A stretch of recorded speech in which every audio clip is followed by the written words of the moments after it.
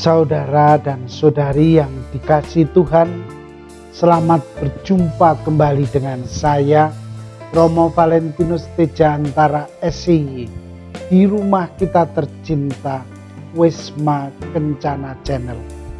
Semoga Anda semua dalam keadaan sehat, sejahtera, dan bahagia. Di sela-sela tayangan pastoral keluarga, saya ingin menyajikan beberapa kasus yang saya hadapi sebagai kanselor dalam kanseling keluarga di Buletin Komunio Keuskupan Agung Palembang. Sebelumnya saya mohon maaf bila ada kesamaan dengan kasus ini, dan bukan maksud saya untuk mengekspos masalah, tetapi untuk memberi jawaban terhadap pertanyaan yang bisa memberi penerangan bagi mereka yang mungkin mempunyai kasus yang sama. Saya berharap semoga Anda bisa belajar dari mereka yang menghadapi masalah konkret hal ini, sehingga bisa mengantisipasi atau peristiwa yang terjadi ini tidak Anda alami dalam perkawinan dan keluarga Anda. Terima kasih atas kesetiaan Anda mengikuti tayangan-tayangan dalam link Wisma Kencana Channel. Dan saya ucapkan banyak terima kasih atas dukungan Anda dengan mengklik subscribe tayangan-tayangan dari video ini.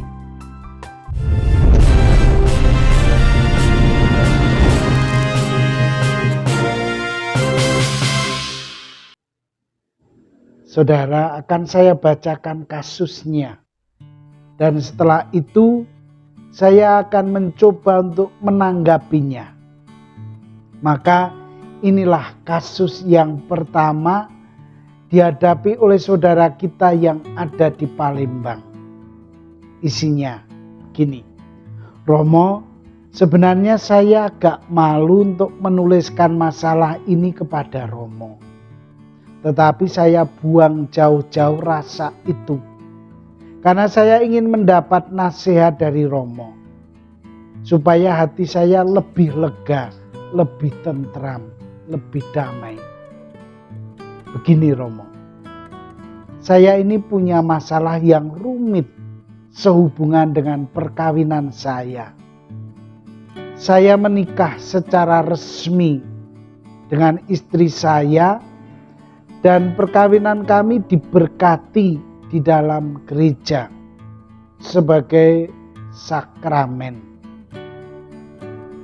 Saya sudah mempunyai 2 anak dan mulai menginjak dewasa sekarang ini.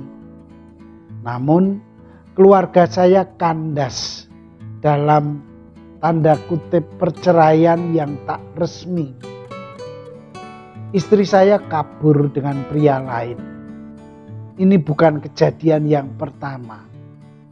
Sebenarnya ketika perkawinan saya berumur 3 tahun, istri saya kabur dari rumah dan selingkuh dengan pria lain. Kemudian dia bertobat dan kembali ke rumah. Saya mengampuni dia dan memaafkannya, dan saya menerima dan mengampuni segala kesalahannya. Kami hidup berbahagia tanpa masalah. Tetapi setelah beberapa tahun hidup bersama, kebiasaan jelek istri saya itu kumat lagi. Dia minggat, lalu kembali, dan saya memaafkan. Hal ini terulang lagi selama 3 kali. Sekarang ini istri saya pergi dari rumah dan saya tidak tahu di mana. Saya sudah hilang kesabaran saya dan tidak mempedulikan lagi. Saya tetap setia pada janji perkawinan saya dan sebisa mungkin saya mendidik kedua anak-anakku dengan baik. Tiba-tiba dia nongol lagi. Dan tanpa kabar apa-apa, dia ingin kembali ke rumah. Hatiku sudah kecewa, Romo. Tertutup untuk dia. Kesabaranku sudah hilang. Dan pengampunanku sudah habis. Namun saya bingung. Apa yang harus saya perbuat, Romo? Apakah saya harus mengampuni dia lagi? Apakah saya harus menerima dia? Saya trauma, Romo. Takut peristiwa yang sudah terjadi dan terjadi lagi. Berkali-kali saya dikhianati dan saya direndahkan. Saya mohon pencerahan Romo. Terima kasih, Romo. Salam saya, NN di Palembang.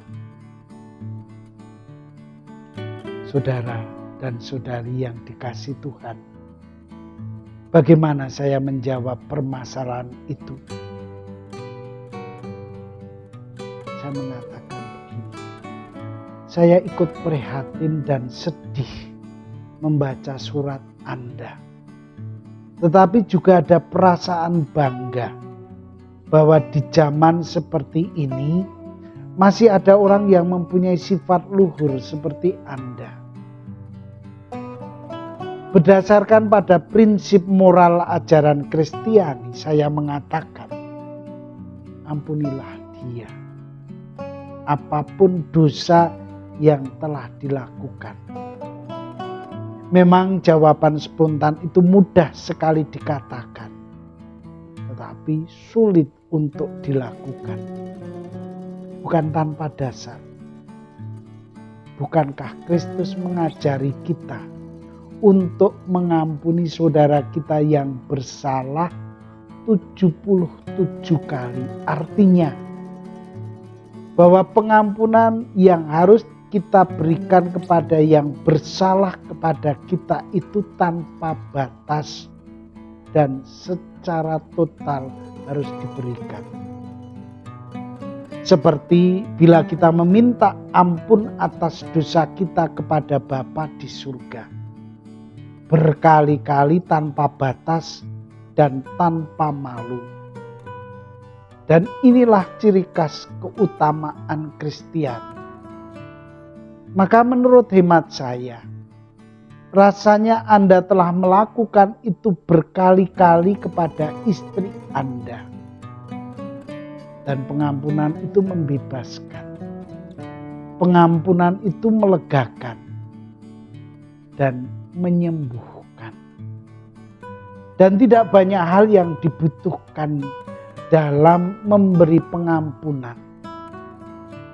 Hanya satu yang perlu, yaitu kerendahan hati.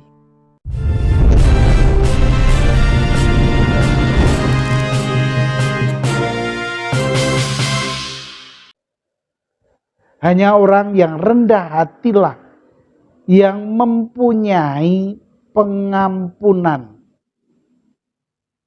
yang sempurna itu. Dan Anda telah membuktikan bahwa Anda mempunyai kemampuan untuk mengampuni istrimu itu yang telah bersalah dan berkali-kali bersalah. Maka ketika saya merenungkan isi surat Anda, sepertinya Anda memang sudah kecewa oleh tingkah laku istri yang tak bertanggung jawab itu.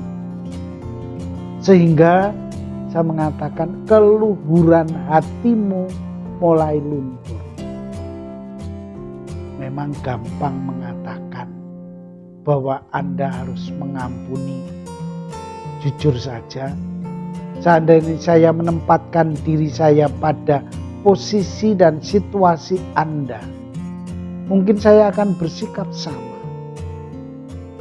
Saya menyadari bahwa hal itu tidak mudah. tetapi ampunilah dia dalam batin Anda. Itu nasihat saya. Pengampunan yang saya maksud di sini adalah menghilangkan segala kekecewaan dan kebencian yang ditimbulkan oleh sikap dia yang mengecewakan selama ini. Cobalah berusaha melepaskan semua beban batin itu dari diri dan hati Anda, supaya hal itu menguasai dirimu dan membuat dirimu tidak bahagia itu. Berdamailah dengan hatimu dari perasaan kebencian akan istrimu itu.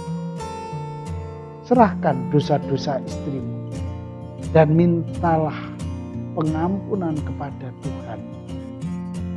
Maka Anda akan mengalami kedamaian dan ketenangan hidup. Percayalah, Tuhan yang akan menyelesaikan semuanya itu dengan indah. Saudara dan saudari, mengenai menerima kembali ini masalah yang harus dipertimbangkan dengan masa-masa.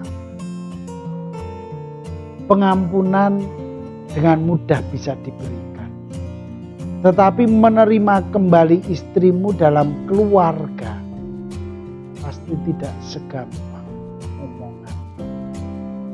Pengampunan itu menuntut pertobatan, tetapi juga korban. Dan tobat yang benar adalah saya berjanji ingin memperbaiki hidupku dan tidak akan berbuat dosa lagi. Ini pertanyaan, apakah saya berani menjamin bahwa istrimu itu bisa melakukan dan memenuhi janji pertobatan ini? Apakah dia mampu mewujudkan tobatnya secara benar? Anda lebih tahu kepribadian istrimu selama ini. Maka tidaklah bersalah bila Anda tidak bisa menerima dia kembali berkumpul dengan keluarga dan anaknya. Ujilah dia dengan waktu. Apakah dalam ketidakpastian itu dia setia dan membuktikan dirinya berubah menjadi baik, atau sebaliknya? Kalau memang akhirnya Anda mengambil keputusan tidak bisa menerima dia kembali dalam keluargamu, maka keputusan itu harus keluar dari keyakinanmu yang teguh dan dari batinmu yang jernih, tulus ikhlas. Hayatilah hidupmu yang sekarang ini sebagai korban cinta, sekaligus menanggung resiko kesetiaan dari janji perkawinan. Abdikan dirimu demi kebahagiaan anak-anakmu yang pasti sangat kamu cintai dan membutuhkan cinta dan perhatianmu. Ini yang bisa saya katakan.